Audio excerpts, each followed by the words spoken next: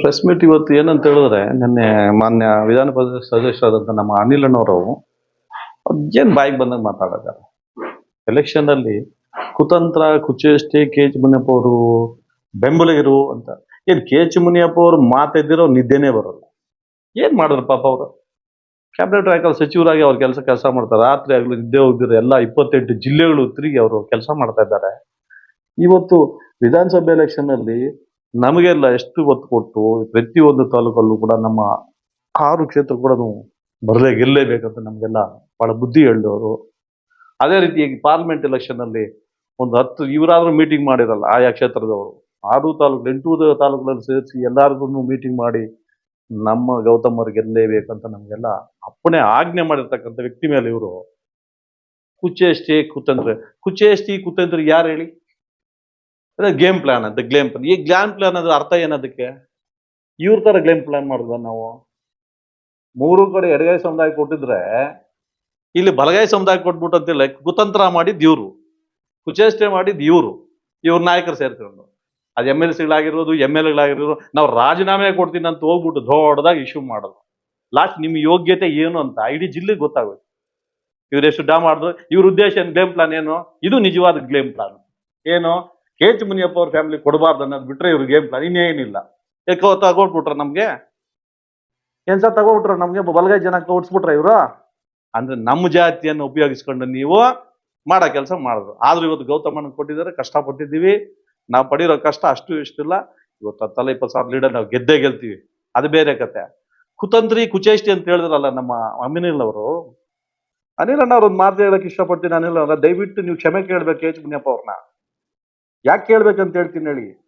ಕುಚೇಷ್ಟೆ ಕುತಂತ್ರ ಆಗಿದ್ರೆ ನೀವು ಎಲ್ಲೋ ಇದ್ದಂತ ವ್ಯಕ್ತಿನ ಕರ್ಕೊಂಡ್ ಬಂದು ಇವಾಗ ಜಿಲ್ಲಾಧ್ಯಕ್ಷನ್ ಮಾಡ್ತಾ ಇರ್ಲಿಲ್ಲ ಅಪ್ಪ. ನೀವು ಯಾವ ರೀತಿ ಇದ್ರಿ ಕೆ.ಎಚ್. ಮುನಿಯಪ್ಪನವ್ರ ಹತ್ರ ಬಗ್ಗಿ ತಗ್ಗಿ ನಡ್ಕೊಂಡು ಕಾಲ್ ಮುಕ್ಕೊಂಡು ಹೆಂಗಿದ್ರಿ ನೀವು, ಇವತ್ತು ನೀವು ಅವ್ರ ಬಗ್ಗೆ ಟೀಕೆ ಮಾಡೋ ಲೆವೆಲ್ಗೆ ಬರ್ತಿದ್ರಂದ್ರೆ ಇದು ಬಹಳ ಅನಿಲ್ ಅವ್ರಿಗೆ ಶೋಭೆ ತರಂತದ್ದು ಅಲ್ಲ.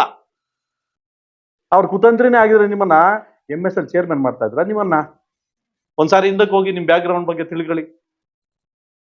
ನಿಮ್ ಎಲೆಕ್ಷನ್ ಅಲ್ಲಿ MLC ಎಲೆಕ್ಷನ್ ಅಲ್ಲಿ ಖುದ್ದು ಮುಳುಬಾಗ್ಲು ಬಂದ್ ಮೀಟಿಂಗ್ ಮಾಡಿದ್ರು.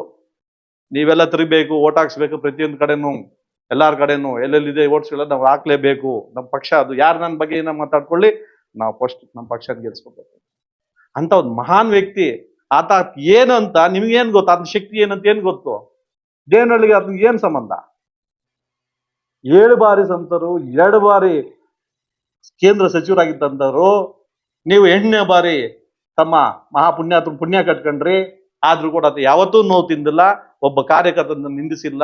ಕುತಂತ್ರಿಗಳ ಬಗ್ಗೆ ಮಾತಾಡ್ಲಿಲ್ಲ. ಕುತಂತ್ರನು ಅವ್ರು ಮಾತಾಡಿಲ್ಲ. ಮೋಸಗಾರ ಅಂತ ಒಬ್ರಿಗೆ ಹೇಳಿಲ್ಲ.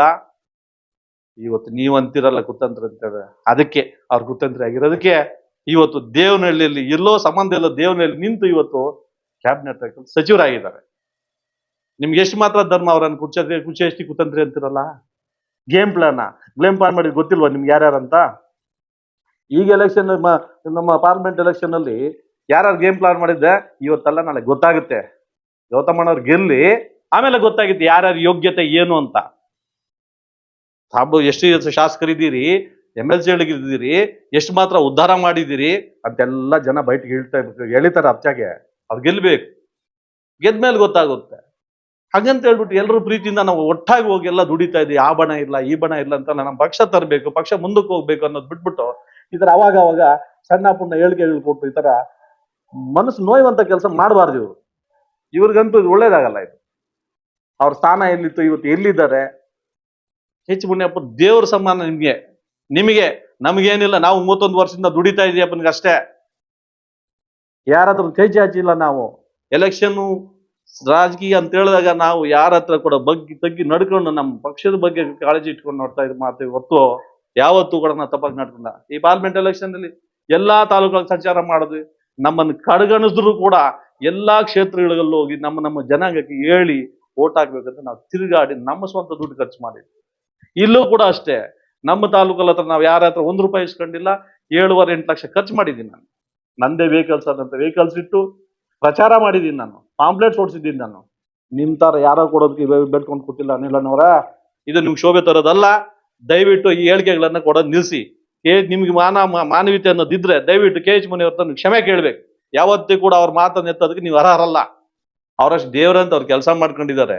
ಅವರು ಗೇಮ್ ಪ್ಲಾನ್ ಮಾಡಿದ್ದಾರೆ, ಕುತಂತ್ರ ಮಾಡಿರೋದು ನೀವು, ಕುಚೇಷ್ಟಿ ಮಾಡಿರೋದು ನೀವು, ಬಲಗೈ ಇಡ್ಬೇಕಂತ ತೋರಿಸಿ ನೀವು ಇಲ್ಲಿ ನಮ್ಮನ್ನ ಜನನ ಬೀದಿಗೆ ಎಳ್ದಿರೋದು ನೀವು. ನಿಮ್ಮ ಯೋಗ್ಯತೆ ಅಂತ ಜಿಲ್ಲೆಯಲ್ಲಿ ಎಲ್ರಿಗೂ ಗೊತ್ತಾಗೋಯ್ತು. ಸುಮ್ನೆ ನೀವೆಲ್ಲ ಹೋಗ್ಬಿಟ್ಟು ನಾನು ರಾಜೀನಾಮೆ ಕೊಡ್ತೀವಿ, ಕೊಟ್ಟು ನೋಡ್ಬೇಕಾಗಿತ್ತು ಆಮೇಲೆ ಇವ್ರ ಕತೆ. ಕೊಟ್ಟಿದ್ರೆ ಮತ್ತೆ ನಿಂತ್ಕೊಂಡಿದ್ರೆ ಗೊತ್ತಾಗ್ತೈತಿ ಇವ್ರ ಕತೆ ಏನು ಅಂತ. ಹೆಂಗಿದ್ದಾರೋ ಹಂಗಿರೋದು ಒಳ್ಳೇದು. ಇವ್ರು ಬಾಯಿ ಬಿಚ್ಚಿದ್ರೆ ಇವ್ರಿಗೆ ಅವಮಾನ ಜಾಸ್ತಿ ಆಗುತ್ತೆ. ಮತ್ತೆ ನಾನು ಅನಿಲ್ನವ್ರಿಗೆ ಹೇಳ್ತಾ ಇದ್ದೀನಿ, ದಯವಿಟ್ಟು ಎಲ್ಲೇ ಕೂಡ ನೀವು ಬಾಯಿಯನ್ನ ಬಿಗಿಡಿದು ಮಾತಾಡಿ. ಅದರಲ್ಲೂ ಕೆ ಎಚ್ ಮುನಿಯಪ್ಪ ಅವ್ರು ಮಾತಾಡೋ ಬಗ್ಗೆ ದಯವಿಟ್ಟು ನೀವು ಬಾಯಿ ಹಿಡಿದಲ್ಲಿ ಇಟ್ಕೋಬೇಕಂತ ಮತ್ತೆ ನಾನು ಅವರಲ್ಲಿ ವಿನಂತಿ ಮಾಡ್ತಾ ಇದ್ದೀನಿ. ದಯವಿಟ್ಟು ಅನಿಲ್ ಅಣ್ಣವರು ಇನ್ನೊಂದ್ಸಾರಿ ದಯವಿಟ್ಟು ಈ ಸ್ಟೇಟ್ಮೆಂಟ್ ಕೊಡಬೇಡಿ. ನಾವೆಲ್ಲ ಅಣ್ತಮ್ಮಂದ್ರಿಗಿದ್ದೀವಿ. ಪಕ್ಷ ಕಟ್ಟೋದಕ್ಕೆ ಕಷ್ಟ ಪಡ್ತಾ ಇದ್ದೀವಿ.